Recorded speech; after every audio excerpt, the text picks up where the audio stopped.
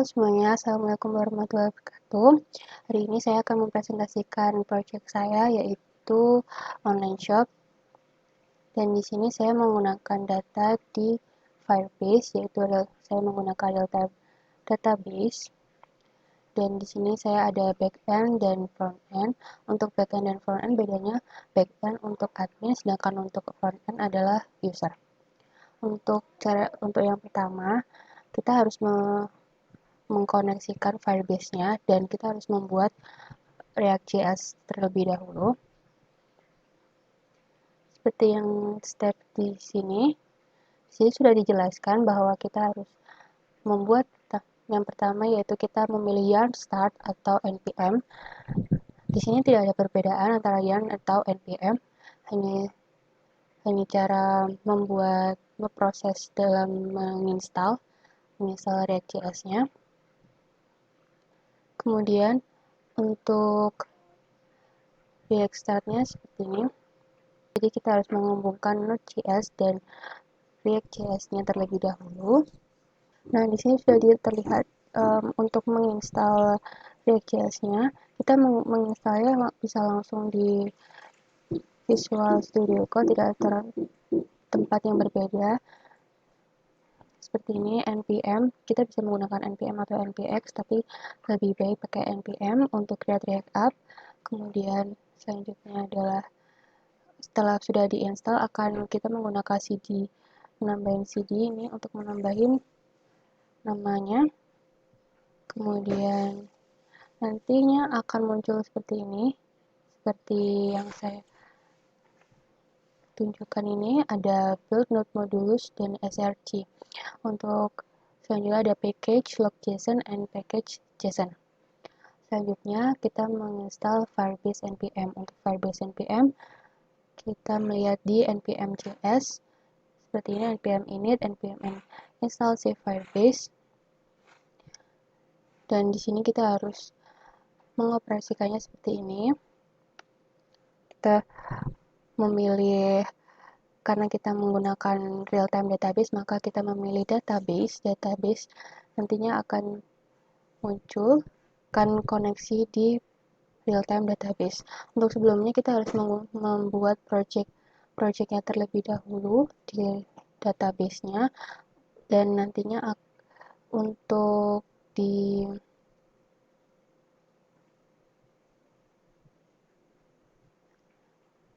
menghubungkan data Firebase-nya dengan Visual Studio Code atau React.js-nya, kita membuat seperti ini, LG, dan kita klik ini.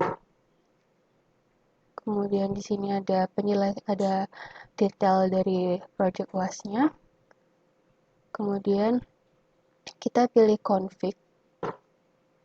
Seperti ini, kita memilih config ini dan kita mengcopy paste di backend atau frontend sama saja. Kita buka di src, di Firebase config. Nah, kita di sini bisa melihat di sini ada bagian yang kita copy paste sebelumnya, sama juga di front end, menghubungkan src, menghubungkan React.js dengan Firebase. Sini sama saja, di sini yang lebih detail, atau untuk memisahkannya bisa dibuat di config sama. Kemudian setelah itu, karena saya menggunakan React Strap dan React Bootstrap, jadi saya menginstal React Strap. Untuk React Strap di sini lebih mudah daripada menggunakan CSS atau pembuatan dari HTML dan kita mengkonvertnya terlebih dahulu. Sedangkan kalau misalnya di sini di React Strap sudah ada dan kita tinggal copy paste seperti ini. Untuk membuat button dan lainnya, di sini banyak komponennya, jadi kita bisa membuatnya jauh lebih mudah. Kemudian ini adalah React Bootstrap-nya. Untuk React Bootstrap-nya kita langsung menginstalnya sama seperti React Strap-nya. Kemudian React Strap dan React Bootstrap harus kita download terlebih dahulu di terminal. Kemudian setelah itu kita bisa membuat proses proses untuk codingannya. Untuk codingannya, yang pertama kita fokuskan kepada backend-nya terlebih dahulu, karena di backend-nya menurut saya yang jauh lebih rumit. Di sini ada actions, component, reducers.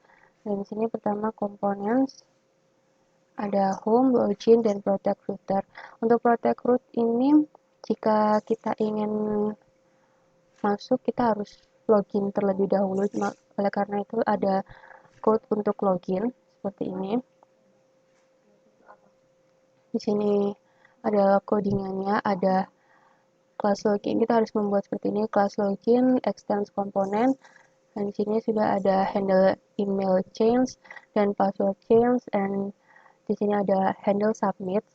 Ketika kita menginput, ini untuk menginput email dan passwordnya, dan kita akan mengklik submit, dan jika loginnya sesuai akan masuk ke sini. Sini ada tulisannya sign in, dan ini nanti seperti ini. Kemudian jika login error akan muncul alert seperti ini, notifikasi seperti ini, incorrect email or password. Dan sini ada penjelasan untuk sign in. Kemudian sini ada map state proofs. Kemudian untuk protect root-nya seperti ini. Untuk protect root-nya ini untuk kita masuk harus login terlebih dahulu seperti yang saya bilang sebelumnya itu. Kemudian ada reducers, ini untuk login dan logout-nya. Ini untuk logout-nya biar agar lebih mudah untuk membedakannya. Di sini ada index juga untuk menghubungkan dengan out dan redux. Pertama saya akan menunjukkan untuk backend-nya. Nah, di sini sudah saya buatkan. Nah, untuk emailnya kita harus menghubungkan dengan Firebase-nya. Untuk Firebase-nya kita bisa menambahkan di authentication. Untuk di authentication untuk admin seperti ini, admin@gmail.com, dan user ini untuk front end-nya. Kemudian kita masukkan email dan passwordnya. Kita menggunakan admin dengan password. Di sini kita bisa melihat juga apakah passwordnya sudah benar atau belum, dan kita sign in. Nah, di sini sudah bisa kita lihat bahwa loginnya bisa masuk, dan ini adalah beranda atau dashboard yang pertama. Kemudian di sini ada home, product, add product, dan about. Untuk pembuatan home-nya kita menuju backend. Ini saya menggunakan image untuk mempermudah mendesain. Kemudian kita menggunakan card. Nah, untuk cardnya ini kita menggunakan React Stripe untuk mempermudah codingannya, dan akan muncul seperti ini. Kemudian selanjutnya adalah produk. Untuk produknya ini adalah CSS. Untuk produknya ini adalah produknya. Ambil data dari server API. Untuk ini kita menghubungkan dengan database pada Firebase, khususnya pada real-time database. Kemudian untuk simpan data ke server API juga kita menghubungkan dengan Firebase dengan komponen deep mount, komponen untuk mencetak. Ketika komponen telah di mounting, maka dapat memanggil API-nya. Ini untuk memanggil data server. Kemudian untuk komponen update, kita bisa mengupdate. Kemudian di sini ada list product. Untuk list product ini akan masuk ke real-time database-nya juga. Dan di sini untuk desainnya, render ini untuk desainnya. Kemudian kita bisa melihat untuk produknya. Nah, di sini sudah ada banyak beberapa yang sudah saya input. Kita bisa melihat produk list di sini, dan juga kita bisa lihat di real-time database-nya.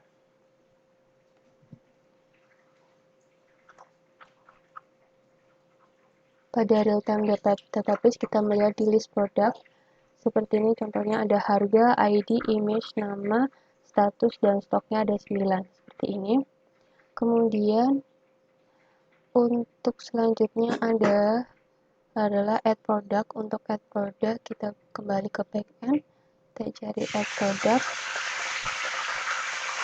Ini untuk add produknya di sini kita menghubungkan dengan list produk sama dan ambil data server API. Kita juga menghubungkan dengan Firebase, kemudian simpan data. Dan ini codingannya sama dengan produk untuk ini, dan kita hanya menambahkan handle hapus produk untuk menghandle button action hapus data, dan kita bisa menghandle tombol simpan dengan menggunakan kode seperti ini. Kemudian ini adalah rendernya untuk desainnya seperti ini, ada foto, ada kita menambahkan nama, foto, harga, dan stoknya seperti ini. Kemudian kita bisa submit, dan handle tombol simpan sudah ada di sini, dan kita akan memanggilnya di submit. Ketika kita mengklik submit, akan handle tombol simpan akan berlaku. Kemudian di sini ada list produk, di sini ada nantinya akan di list produk ini akan muncul di bawahnya ketika kita sudah menginput datanya. Dan ketika kita ingin menghapus, kita juga bisa memanggil handle hapus produk pada button yang sudah disediakan. Kita lihat di websitenya, ini add product, kita input names, semisal kita untuk input link foto, untuk link fotonya kita harus mencari data yang belakangnya ada JPG atau yang sudah tersimpan dalam bentuk, kita bisa lihat di Google Chrome untuk lebih mudahnya lagi. Kemudian klik kanan, copy image address, kita pilih ini, kemudian kita kembali ke backend-nya, dan copy paste. Nah, di sini ada PNG, maka ini bisa masuk. Input price misal 10 juta dengan stok 10. Kemudian kita klik submit. Dan di sini akan muncul di sini paling bawah, dan di produknya akan masuk juga. Nah, di sini sudah ada. Dan di Firebase pun juga akan masuk. Di sini sudah kita input dengan harga 10 juta dengan ID seperti ini, dan stoknya 10 dengan nama Sumsang. Kemudian kita kembali, dan kita juga bisa menghapusnya. Hapus, dan ada notifikasi seperti ini, kita mengklik OK, dan otomatis akan terhapus, serta di produk juga akan terhapus. Kemudian di Firebase juga akan otomatis terhapus juga. Dari yang tadi nomor 6 sekarang sudah tidak ada.